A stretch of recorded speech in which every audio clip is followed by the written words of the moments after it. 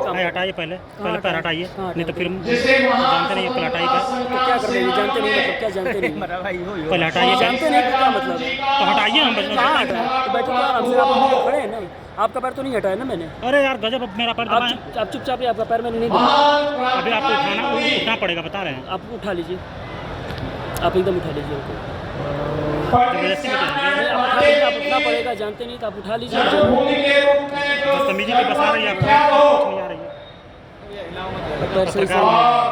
अरे पत्रकार तो उससे अच्छा है। अच्छा बेइज्जत से दिख रहा है।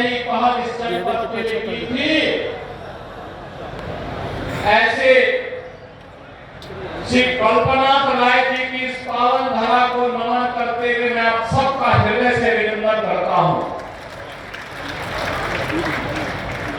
भाइयों बहनों, पूरा देश और पूरी दुनिया आज एक नेता की ओर देखती है। दुनिया में कोई संकट आता है तो दुनिया की जनमानस, वहां की नेतृत्व भारत के प्रधानमंत्री मोदी जी की तरफ आशा भरी निगाहों से देखता है और मोदी जी की पहल उस समस्या से दुनिया को समाधान का रास्ता निकालते हुए दिखाई देती है। मोदी जी का सुशील नेतृत्व आज G20 के रूप में भारत अपनी आजादी के अमृत महोत्सव वर्ष में दुनिया के उन 20 देशों को नेतृत्व दे रहा है जिनके पास दुनिया के संसाधनों पर अधिकार है। और भारत संकट के समय में दुनिया का साथी बनकर के, आशा के किरण बनकर के लोगों का मार्गदर्शन करते हुए, वैश्विक नेतृत्व का मार्गदर्शन करते हुए दिखाई देता है। मोदी जी के नेतृत्व में भारत आज दुनिया की महाशक्ति बनने की ओर अग्रसर है। लेकिन जहां एक और मोदी जी विकास की बात करते हैं, भारत की समृद्धि और सुख की बात करते हैं, भारत के अंदर बिना भेदभाव के प्रत्येक नागरिक के उत्थान की बात करते हैं, सबका साथ, सबका विकास, सबका प्रयास और सबके विश्वास की बात करते हैं, बिना भेदभाव के शासन की योजनाओं का लाभ हर गांव, हर गरीब, हर किसान, हर नौजवान, हर माता बहन को और हर श्रमिक तक पहुंचाने का कार्य कर रहे हैं। वहीं दूसरी ओर देश के साथ दगाबाजी करने वाले दंगाबाज लोग मोदी जी को रोकने के लिए षड्यंत्र करते हुए दिखाई देते हैं, लगातार षड्यंत्र करते हैं, देश में अराजकता, अफवाह फैला करके अव्यवस्था पैदा करने का प्रयास करते हैं। और उन्हीं स्थितियों में भाइयों बहनों, हमें घोसी के इस उपचुनाव में आपके बीच में आना पड़ा है। घोसी का यह उपचुनाव महत्वपूर्ण है। भाइयों बहनों, घोसी के इस उपचुनाव के महत्व को वही समझ पाएगा जिसने 2005 में मऊ के दंगों को नजदीक से महसूस किया होगा। याद करिए, 2005 में तत्कालीन समाजवादी पार्टी के नेतृत्व में सरकार चल रही थी और दंगाबाज और माफिया असला लहराते हुए कहीं यादवों की हत्या कर रहे थे, कहीं दलितों की हत्या कर रहे थे। अपना सपा की सरकार उन माफियाओं का कुछ कर पाई थी और नहीं कांग्रेस के मुंह से कोई गोली निकल रही थी। तब गोरखपुर में मैं सांसद था और तब इन दंगाबाजों के खिलाफ लड़ने के लिए मैं ही गोरखपुर से चला था।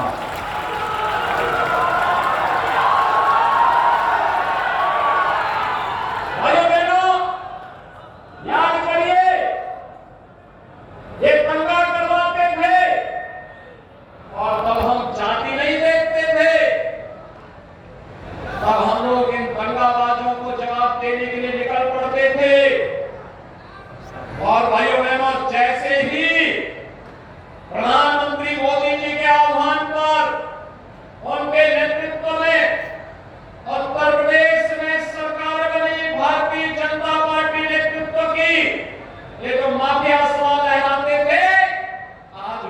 चेयर पर अपनी जान की भीख मांगते हुए दिखाई देते हैं। अब किसी गरीब का, किसी किसान का, किसी व्यापारी की जमीन को कोई कब्जा करने का दुस्साहस नहीं कर सकता है, क्योंकि अगर कब्जा करेगा तो बुलडोजर भी तैयार बैठा है। और भाइयों बहनों, इसीलिए मैं आया हूं आपके पास कहने के लिए। तो पीडीए की बात करते हैं, इनसे पूछा जाना चाहिए किस पीडीए की आप बात करते हैं। हमने तो सबका साथ सबके विकास की बात की। कोई नहीं कह सकता मोदी जी के नेतृत्व में 9 वर्ष से रिक्शा से जो सरकार चल रही है, इस सरकार में बिना भेदभाव के शासन की योजना का लाभ हर व्यक्ति को मिला है। भाइयों बहनों, अगर मैं देश की बात में करूं, मैं पिछले 6 वर्ष के अंदर उत्तर प्रदेश की चर्चा करूं, 55 लाख गरीबों को हमने आवास उपलब्ध करवाया है। 55 लाख गरीबों को एक आवास। इसमें दलित भी है, पिछड़ा भी है और अल्पसंख्यक भी है। इन 55 लाख लोगों को समाजवादी पार्टी की सरकार ने 4 बार मुख्यमंत्री रहते हुए आवास क्यों नहीं उपलब्ध हुआ? 55 वर्षों तक कांग्रेस ने शासन किया था। इन गरीबों को, इन दलितों को, इन पिछड़ों को, इन अल्पसंख्यकों को आवास क्यों नहीं मिल पाया था? 2 करोड़ 61 लाख गरीबों के घर में एक शौचालय बना। आखिर 55 वर्षों तक कांग्रेस ने इन गरीबों के घर में, इन दलितों के घर में, इन पिछड़ा लोगों के घर में, इन अल्पसंख्यक लोगों के घर में शौचालय बनाने का काम क्यों नहीं किया? 1 करोड़ 57 लाख परिवारों को फ्री में बिजली के कनेक्शन उपलब्ध करवाए गए, बिजली वहां तक पहुंचाई गई। आखिर 4 बार समाजवादी पार्टी की सरकार और 55 वर्षों तक कांग्रेस की सरकार क्या कर रही थी? क्यों नहीं ये सुविधा का लाभ वहां तक पहुंचाने का कार्य कर रही थी? उज्ज्वला योजना में 1 करोड़ 75 लाख परिवारों को फ्री में रसोई गैस के कनेक्शन मिले। 55 वर्षों तक कांग्रेस क्या कर रही थी? 4 बार समाजवादी पार्टी की सरकार थी, तब क्या कर रही थी? भाइयों बहनों, इनके पास कोई जवाब नहीं। अब तो मोदी जी ने ये भी कर दिया है कि 75 लाख नए कनेक्शन उज्ज्वला योजना के लिए गरीबों के लिए और आ गए हैं। 75 लाख और हर सिलेंडर में 200 रुपए की सब्सिडी भी हर उपभोक्ता को उपलब्ध करवाने का काम कर दिया है। आभार मोदी जी, आप गरीबों के मसीहा हैं, गरीबों के कल्याण के बारे में सोचते हैं। असली पहचान तो तब होती है जब संकट आता है। इस सदी की सबसे बड़ी महामारी, जब हर एक व्यक्ति की जान पे जाना पड़ी थी, हर एक की जान खतरे में थी, तब कांग्रेस का नेतृत्व इटली भाग गया था। समाजवादी पार्टी के अध्यक्ष अपने घर में दुबक गए थे और जैसे राहत मिली वे इंग्लैंड भागने के लिए अपना टिकट काट लिए थे। लेकिन भाइयों बहनों, अब मोदी जी और योगी जी ही भारतीय जनता पार्टी और अपने सहयोगी दलों के साथ आपकी सेवा के लिए कार्य कर रहे हैं। याद करिए, कोरोना कालखंड में हर एक जिले में मैं जाता था, हमारे विधायक जाते थे, मंत्री जाते थे, पदाधिकारी जाते थे, अधिकारी जाते थे। 15 करोड़ गरीबों को फ्री में राशन देने की व्यवस्था। और भाइयों बहनों, देश के अंदर 220 करोड़ वैक्सीन की फ्री की डोजेज हर तबके के लोग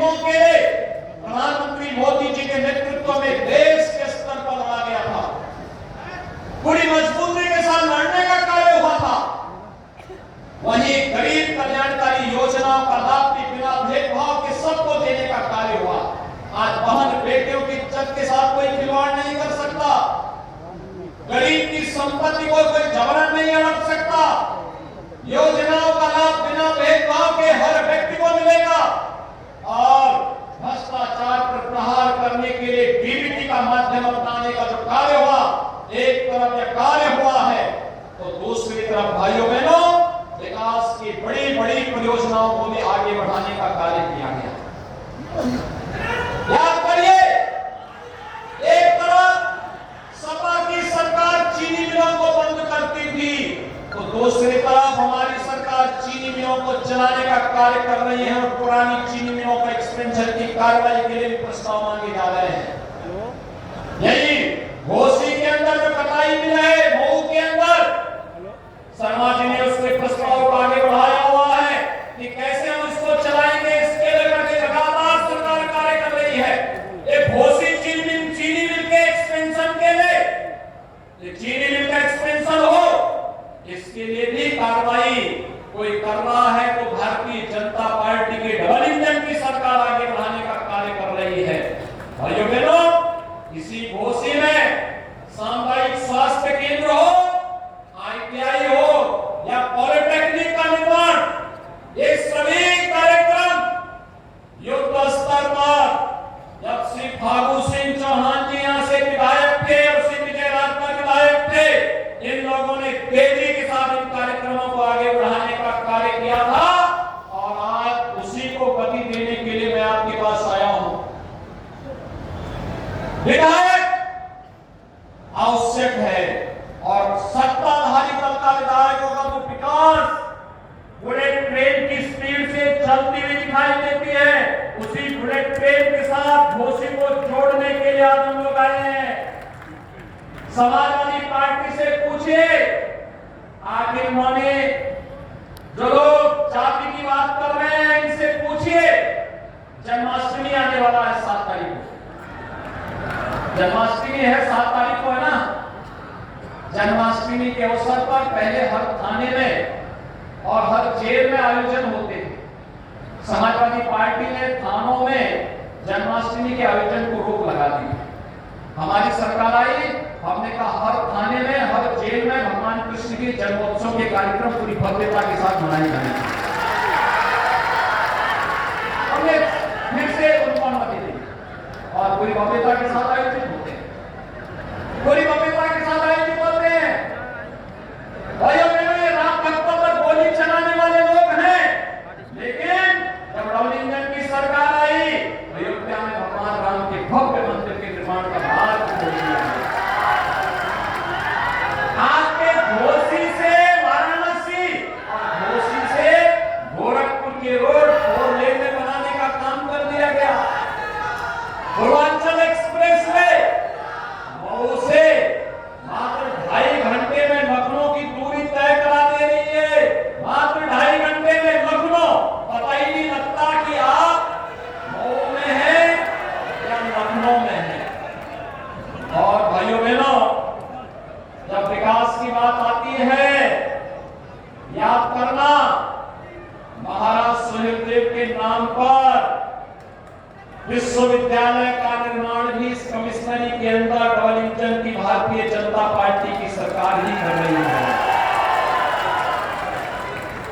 महाराज सुहेलदेव का विजय स्मारक बहराइच में पूरी भव्यता के साथ बन रहा है और मैंने श्री राजभर को जिम्मेदारी दी है, हर महीने जाकर के कार्य की क्वालिटी ऐसी होनी चाहिए कि अगले 1000 वर्ष तक महाराज सुहेलदेव का विजय पताका इस क्षेत्र में फहराना चाहिए। दुनिया की सबसे बड़ी प्रतिमा, राष्ट्रीय अखंडता के प्रतीक लौह पुरुष सरदार वल्लभ भाई पटेल जी की कहीं पर लग रही है, लगाई है तो प्रधानमंत्री मोदी जी ने केवड़िया में, गुजरात में साबरमती के तट पर लगाई है। भाइयों बहनों, हम सब जानते हैं प्रतापगढ़ मेडिकल कॉलेज का नामकरण आदरणीय सोनेलाल पटेल जी के नाम पर भी डबल इंजन सरकार ने किया। और यही नहीं, भाइयों बहनों, प्रभु श्री राम और निषाद राज की मैत्री का प्रतीक श्रीविजयपुर में 56 फीट ऊंची गले मिलते हुए भगवान राम और निषाद राज की प्रतिमा का निर्माण भी डबल इंजन की सरकार करा रही है। याद रखना, फागू सिंह चौहान जी को भी राज्यपाल डबल सरकार बनाती है, कोई कांग्रेस और सपा के लोग कभी तक झांके भी नहीं है। ये तो विकास की प्रक्रिया है। सपा को जब अवसर मिला स्टेट गेस्ट हाउस प्लांट कराया था कि नहीं कराया था? बाबा साहब भीमराव अंबेडकर जी के नाम पर बने हुए मेडिकल कॉलेज का नामकरण ने बदल दिया। मान्यवर कांसी राम जी के नाम पर बने हुए मान्यवर कांसी राम जी के नाम पर बने हुए विश्वविद्यालय का नाम समाजवादी पार्टी ने बदल दिया। देश के अंदर सामाजिक न्याय के प्रतीक बाबा साहब भीमराव अंबेडकर को महाराज साहू जी महाराज हो या फिर वे सभी महापुरुष जिन्होंने मध्यकाल में सामाजिक चेतना के लहर को जगाने का काम किया था। लखनऊ में अगर किसी सरकार ने स्मारक बनाए थे तो समाजवादी पार्टी के अध्यक्ष कहते थे कि सरकार आएगी तो इनको तोड़ करके मैं यहाँ पे मैं भी झोल बनाऊंगा। भाइयों बहनों, महापुरुषों का इससे बड़ा अपमान क्या हो सकता है? ये लोग सामाजिक न्याय की बात कर रहे हैं, महापुरुषों का अपमान करके, दलित चेतना को जागृत करके, सामाजिक अन्याय के खिलाफ जिन्होंने प्रतिकार का संग्राम किया था और महापुरुषों को अपमानित करने का कार्य समाजवादी पार्टी की है, लगातार करती है। और समाजवादी पार्टी के जीन्स में ही विकास की बात जब आती है तो इनके मुंह से शब्द हास्यास्पद बन जाता है। हास्यास्पद इसलिए बन जाता है क्योंकि भाइयों बहनों, हम सब जानते हैं समाजवादी पार्टी की जब सरकार थी तब एक परिवार का विकास हुआ था, एक ही परिवार का। चाचा, भतीजा, भतीजों के भतीजे, भतीजों के रिश्तेदार, भतीजों के नातेदार परिवार के बाहर ऊपर जाते ही नहीं थे। इतनी लंबी श्रृंखला निकलती थी कि अगर महाभारत के रिश्ते भी उसमें फीके पड़ जाते हैं। लंबी श्रृंखला, लंबी श्रृंखला, और कहीं विकास नहीं हो पाता था। विकास के पैसे को एक परिवार के लिए, एक गांव के लिए देकर के इन्होंने प्रदेश के विकास को पूरी तरह बाधित किया। हमारे नौजवानों के सामने पहचान का संकट खड़ा किया, प्रदेश के महापुरुषों का अपमान किया, प्रदेश के व्यापारियों के सामने विश्वसनीयता का संकट खड़ा करने का भी पाप जो है समाजवादी पार्टी ने किया था। और इसीलिए भाइयों बहनों, आज हम सब आपके पास आए हैं कहने के लिए, केंद्र में और राज्य में ये डबल इंजन की सरकार है, एनडीए की सरकार कार्य कर रही है। बिना भेदभाव के शासन की योजना का लाभ समाज के हर तबके को देने का कार्य हो रहा है। विकास की इस रफ्तार को हर गांव, हर कोने तक पहुंचाने के लिए प्रयास होने चाहिए। और इसी को लेकर के हमारी सरकार प्रधानमंत्री मोदी जी के नेतृत्व में लगातार कार्य कर रही है। आपने नगर निकाय में देखा होगा, पूर्व हो या पश्चिम, उत्तर हो या दक्षिण, किसी भी क्षेत्र में आप जाएंगे, हर नगर निगम में भारतीय जनता पार्टी और एनडीए का परचम लहराया था। 17 के 17 नगर निगम में 200 से अधिक नगर पालिकाओं, 200 नगर पालिकाओं में से 150 से अधिक पे भारतीय जनता पार्टी और एनडीए के सहयोगी ने जीत कर के परचम लहराने का कार्य किया था। और आज मैं आपके पास यही कहने के लिए आया हूं, आखिर विकास की इस गति को घोसी में भी तेजी के साथ आगे बढ़ाने की आवश्यकता है, उस गति को आगे बढ़ाने की आवश्यकता है। और इसीलिए मैं आपके पास आया आपसे कहने के लिए कि भाइयों बहनों, सुबह का घोड़ा अगर शाम को घर वापस आ जाए तो घोड़ा नहीं होता है कि दारा सिंह चौहान वापस अपने घर में आए।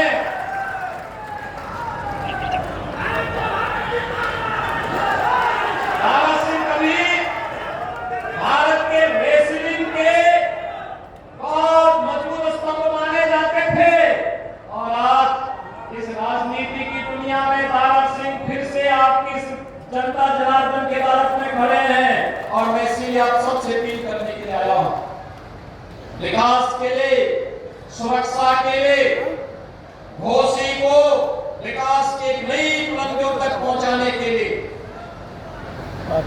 ये सहानुभूति का समय नहीं, विकास के बारे में सोचने का समय है, सुरक्षा के बारे में सोचने का समय है। जब दुनिया आगे बढ़ रही है, हम क्यों पीछे रह जाएंगे? हमारा क्षेत्र क्यों पीछे रहेगा? हमारी वर्तमान और भावी पीढ़ी विकास से क्यों वंचित रहेगी? इसके बारे में सोचने की आवश्यकता है। और इसीलिए मैं आपके पास आया हूं आपसे कहने के लिए, शिवराज सिंह चौहान को भारी बहुमत से विजयी बनाकर के देखिए। भाइयों बहनों, मैं आपको आश्वस्त करता हूं, विकास के लिए आपको किसी के सामने हाथ फैलाने की आवश्यकता नहीं पड़ेगी। ये जितने मंत्री यहां पर हैं, हमारे पदाधिकारी जो यहां पर हैं, ये विकास की एक एक योजना को लेकर के आपके पास आएंगे, विकास की योजनाओं को एक नई गति तक आगे बढ़ाने का कार्य करेंगे और आपको विकास की प्रक्रिया के साथ जोड़ करके घोसी को एक नई प्रक्रिया के साथ जोड़कर आगे बढ़ाने का कार्य करेंगे। और यह कार्य केवल और केवल भारतीय जनता पार्टी आगे बढ़ाने का कार्य कर रही है। हमने करके दिखाया है। One district one medical college की तरफ भी आपका एक जिला जा चुका है। वन डिस्ट्रिक्ट इस जिले में भी, मऊ जिले में भी मेडिकल कॉलेज बने और कल्पना साकार हो रही है। और विकास कैसे होता है आपने देख लिया होगा। पूर्वांचल एक्सप्रेसवे में कितने लोग चले हैं? पूर्वांचल एक्सप्रेसवे से लखनऊ की तरफ गए हैं, गाजीपुर की तरफ, कभी चल के देखिए, उससे सड़क दौड़ेगी। कब आप मऊ में बैठे और कब आप पहुंच गए लखनऊ, पता ही नहीं लगेगा। और इसीलिए एक तरफ ये कार्य होना है, दूसरी तरफ आपने देखा होगा अयोध्या कितने लोग गए हैं? अयोध्या में भगवान राम के मंदिर को बनते हुए देखा है ना, ऐसा लगा है। और जनवरी में उद्घाटन होने जा रहा है, भव्य उद्घाटन होने जा रहा है।